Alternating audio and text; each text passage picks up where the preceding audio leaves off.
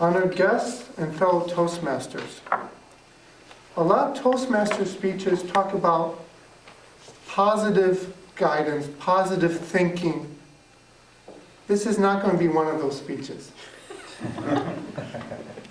Many ways of achieving the power of positive thinking, a book by Vincent Peale, focus on things such as inspirational stories, such as, anyone follow that story a few years ago in the news about the blind man who climbed Mount Everest, the one who was also deaf and was missing one leg and had a peg leg and things like that, and still made it to the top.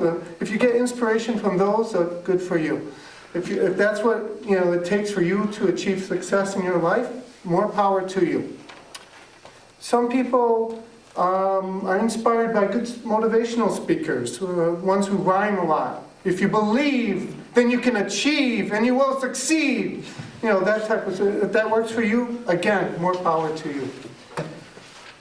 Others from different books, motivating The Secret, The Power of Positive Guidance, Positive Thinking. Again, that's not quite my style. In fact, what I'm going to focus on is something that is often not quite appreciated. It's the power of negative thinking. In fact, I'm going to argue that that's another approach to the secret of happiness and success. First, let's try to understand, what does it mean to be successful or to be happy? Let's not have this backwards. Success doesn't mean happiness. Happiness is the key to success. Can we all agree on that? Yeah, we all want to be happy. What is happiness? Is it lots of money? We all know people have all the wealth, everything they need, and they're not happy, correct? And we can think of people who don't have money, and they're cheerful and happy, right? We know people like that. Is it a big house? Obviously not. Too much work. Fast car? No. Women? Sorry, ladies, no. What is it that it takes to be happy? What do you need to be successful, to be happy? Are you ready? Are you listening? This is going to change your life. The secret to happiness is lowering your expectations. I mean, think about it. We all know you could be dying of some horrible disease. You don't know how much life you have left. You wake up in the morning, you're still alive. You're happy. I mean, that's obviously lowering your expectations to the lowest possible level, but it works. Sometimes that's what it takes. So the secret of life, again, is lowering your expectations. It's the power of negative thinking. Negative thinking is the key. Put it this way, we can use negative thinking in other ways too. Here I am in a club that's not mine. I don't think I know almost more than 2 or 3 of you. I should be nervous. I should be worried. What I've done is use negative thinking to say, I don't care what any of you think.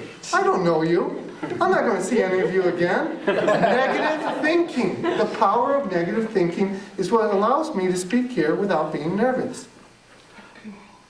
Again, if positive thinking works for you, good for you. But this is advice for the normal, average person. If you lower your expectations, you can accomplish a lot. Sometimes, let's say you're at work, there's a board meeting, and they're looking for volunteers, they need something to get it done. If you start pointing out all the flaws with the thought process, why it won't work, then you don't have to volunteer. And usually someone else, some positive thinking person will volunteer and they get to do it. And if it doesn't work, you get credit for being the straight talker. If it does work, you benefit from the other guy's hard work. Again, the power of negative thinking. Lots of advantages, and I don't think it's been fully appreciated.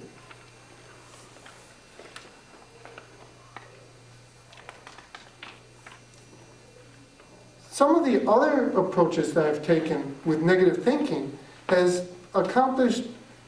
allowed me to reach heights that have never been, that I wouldn't have thought possible. Before this talk, I didn't know what my conclusion would be. I wasn't sure how to end it, how to say that I had reached the ultimate goal of happiness. And with some further thought, I said, well, maybe I should save that for my next speech and lower everyone's expectations to having a really good, strong ending. So without a good, strong ending, it kind of winds down, and where are we going with this? Not really sure. But you didn't really expect much anyway if you had been really paying attention. Again, honored guests, fellow Toastmasters, I hope this advice helps you. I hope you achieve happiness and success. Mr. Chair.